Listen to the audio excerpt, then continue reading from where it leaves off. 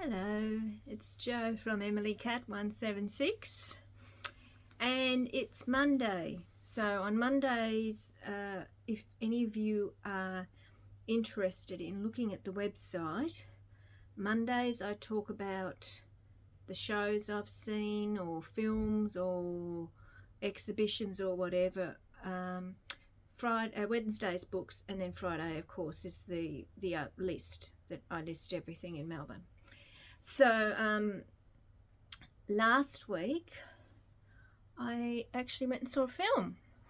I've seen 2 films in about a month, which is very unusual for me. Might become a trend, you never know. I think I've said to you before, I'm not that keen on the big blockbuster, the franchise films. And I mean, if any of you are, all power to you. I just don't particularly like that sort of film. I did watch Maestro on Netflix because it had such a short cinema release, and it was only playing in Melbourne in really obscure places. That was a film I think would have, it was good, don't get me wrong, but it would have been so much better if it had been in a cinema, because I still think the best way to see films is in the big screen, surround sound. There's just so much better than, well, laptop. I watch things on my laptop. So that was one that was definitely, I think, would have been better if it had been in the cinema. But I think really it was only on for a week or two, and it might have been playing in places like the Jam Factory, which is in South Yarra, and somewhere over the west. I don't live over in the west. Yeah, it was really very, very short. So, but the one I saw last week was called Force of Nature. Now, this is a film based on the second book by Jane Harper. First one, The Dry, was set up in the country, in the middle of a drought. This one's set in bushland.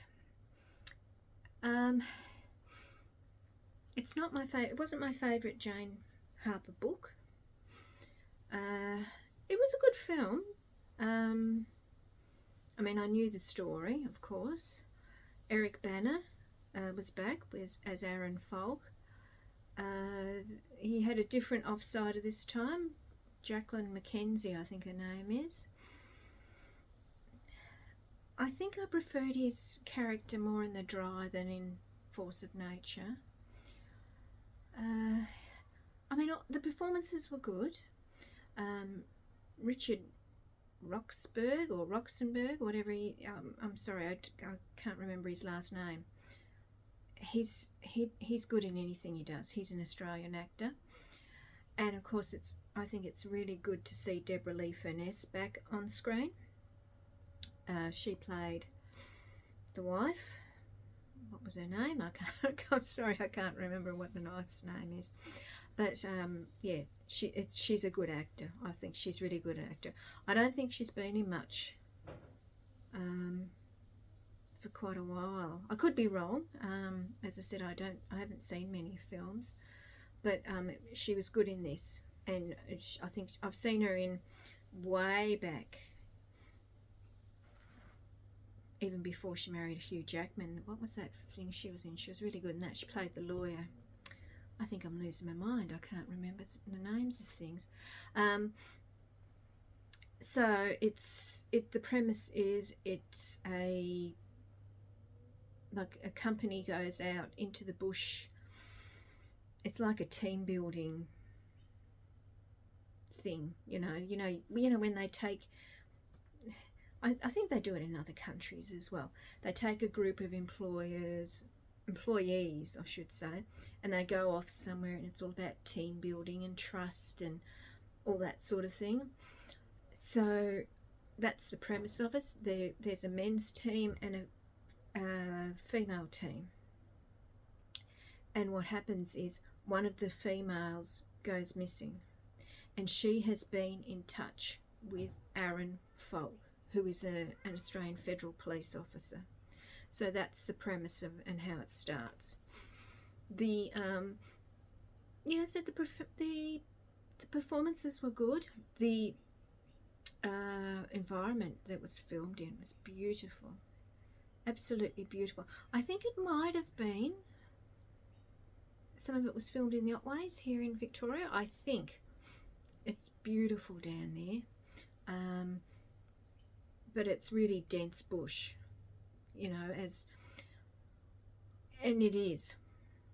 The Otways are a lot of you can get lost in the bush very easily here in Australia. In the high country. Now I don't think they use the high country because that's bush, but it's different bush. But people have been disappearing up in the high country here in Victoria for years. And some of them are really mysteries, real mysteries, So, yeah, what would I give it? I reckon I'd give it maybe 3.5 out of 5. As I said, it wasn't my favourite book. So I didn't really like the story as much as I liked The Dry. And I think his character sort of worked better in The Dry. This one, I don't know. Yeah, it wasn't. I don't think it was as good, but as I said, it was still worth seeing. Yeah, maybe 3.5 out of 5. So, as I said, that's that's 2 in a month. I've got an opportunity to actually join a social movie club, and considering how often I see films, I don't think it's worth me going and joining it. But it does seem that there are some different films. See, this is it. I like different films. And I said, I know a lot of people, they love those franchise things, and they're very popular, and I've got nothing wrong, nothing against them. If people want to go and see them, It's no skin off my nose, as they say. But it's I think we really miss the little art house cinemas that we used to have here in Melbourne. I think some of them closed before COVID, but it seems since COVID they seem to have gone. So it's and the two main, I think I've said to you before, the two main cinema chains in Australia are Hoyts and Village, and they tend to show the same films. So if you're looking for a particular film, if it's not on those two, you struggle to see it. So, and yes, you can see the things on Netflix, but as I said to you, I do prefer to see a film in a cinema. But anyway, as I said, that's my second one in a month. I think it's a month.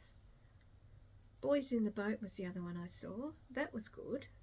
That one.